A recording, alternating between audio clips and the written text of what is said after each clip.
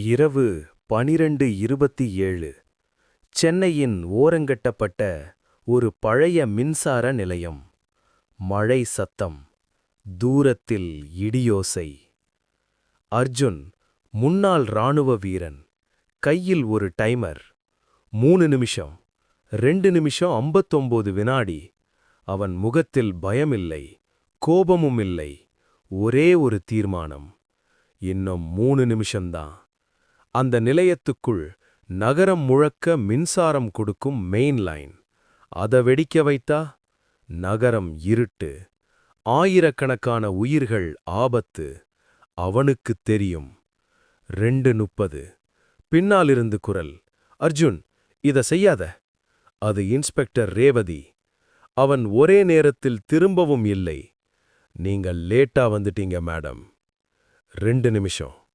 ரேவதியின் நடுங்கிய குரலில், உன் குடும்பம் இறந்தது விபத்து, இது பழிவாங்கிற வழியில்ல. அர்ஜுன் மெதுவா சிரிக்கிறான். விபத்தில்ல, இது ஒரு சிஸ்டம் கொலை. அவன் கையிலிருந்த பென்டிரைவை காட்டுறான். இதுல இருக்கிற டேட்டா வெளில வந்தா இந்த நகரத்தையே ஆள்றவங்க வீழ்வாங்க. 1 நிமிஷம். டைமர் சத்தம் அதிகமா கேக்குது. ரேவதி, அப்போ இத வெடிக்க வைக்காம டேட்டாவை கொடு. அர்ஜுன் திரும்பி பார்க்கிறான். நம்பிக்கை இருந்தா என் குடும்பம் உயிரோட இருந்திருக்கும். 1 நிமிஷம். அவன் வயரில் கையை வைக்கிறான்.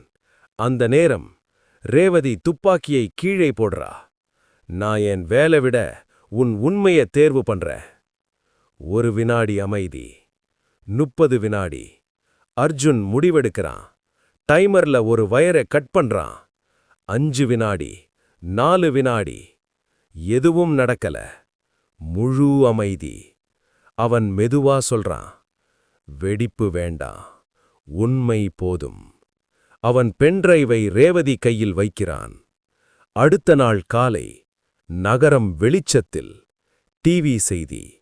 பெரும் அரசியல் ஊழல் வெளிச்சம். ஒரு ஃபுட்பெட்ஜ் மேல அர்ஜுன் நிழலாக நடந்து போறான். அவன் முகத்தில் சண்டை முடிஞ்ச அமைதி.